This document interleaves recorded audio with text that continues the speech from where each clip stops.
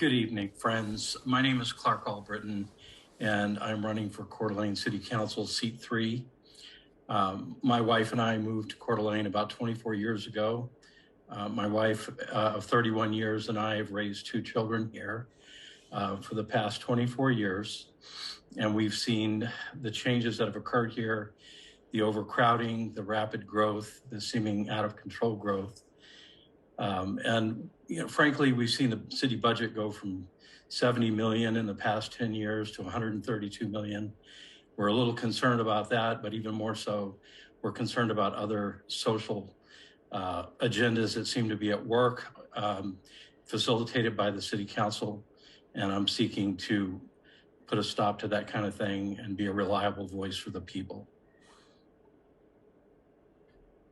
Thank you, Clark. Next, we'll have Dan English.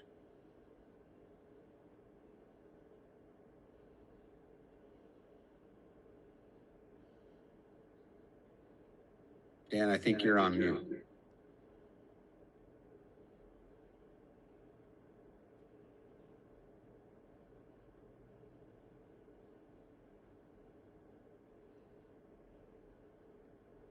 Dan, your audio doesn't seem to be working. We'll come back to you.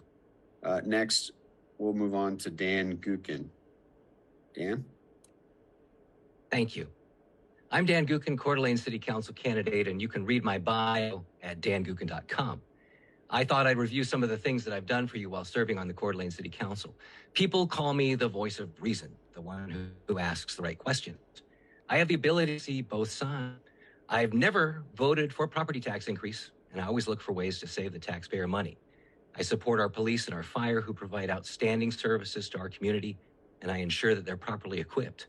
Crime is down in Coeur d'Alene 60% in the last 10 years, 14% in this year alone. I have opposed high density development. I oppose the ARPA funding. I oppose the lockdowns and the mask mandates. I support the people's right to speak at public meetings. People deserve to be heard, and I always stand with the people.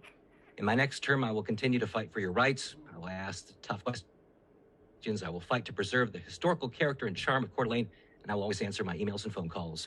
Vote for me, Dan Gken, seat 3, in City Council. Okay, thanks, Dan. Roger Garlock. Oh, thank you. Why am I running for Coeur d'Alene City Council? It's really the culmination of a 20-year love story with Coeur d'Alene. I think back to when I first moved here 20 years ago, and I drove over the bridge and saw the lake for the first time. I fell in love with this place, and it was my home. So as soon as I got here, I started service to Coeur d'Alene. I've worked with many vulnerable populations.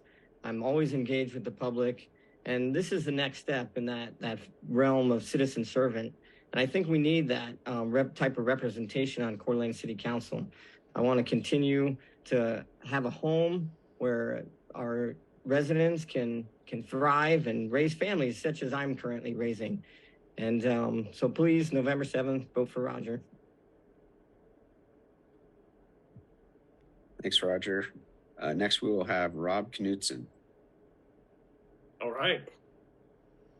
Good evening. Thanks. I'm Rob Knutson. A minute isn't a lot of time, so if you want more information about me, you can visit my website, upyourpanhandle.com. In brief, I've been married to my wife, Suzanne, for 32 years, and we were welcomed here to Coeur d'Alene about 6.5 years ago.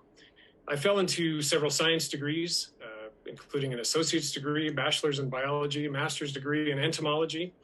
And for the past 25 years, I've worked in the private sector, primarily as a consultant to the utility industry, helping them navigate through various state and federal environmental regulations, including fish and game codes, or even the federal Clean Water Act. So I've dealt with complex issues, competing interests, and even competing agencies. So I attend and participate in city council and planning commission meetings because I finally realized that that's where all the action is. And I'm running because I think I'm a qualified candidate and I have something to offer. Thank you. Okay, thank you. Next, we'll have Brian Winkler. Good evening, everyone. My name is Brian Winkler, and I'm running for Coeur d'Alene City Council seat number 1. I'm a Marine Corps veteran and a technology professional for about the last decade. And I believe I bring a unique perspective to the council because I've lived in many cities over the years, San Francisco, Omaha, Nebraska, Seattle, and I was able to watch each of those cities fall into the same patterns of crime, vagrancy, high density, litter, and also unreasonable COVID mandates.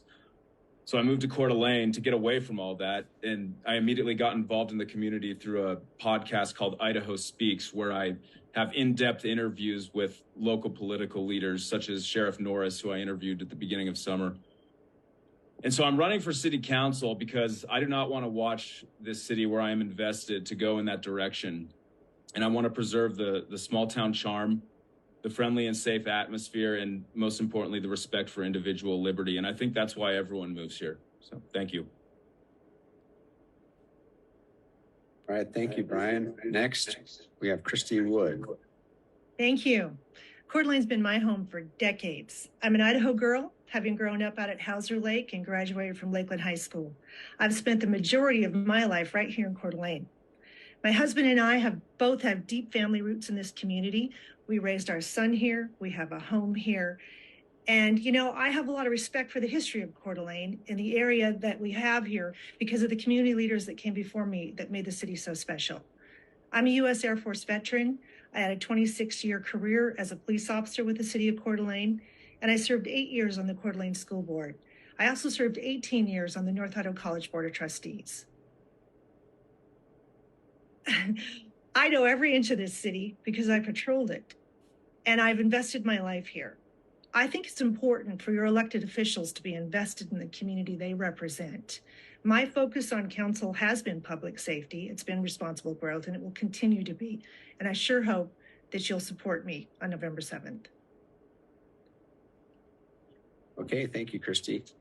Dan, English, let's see if we've gotten your audio issues resolved.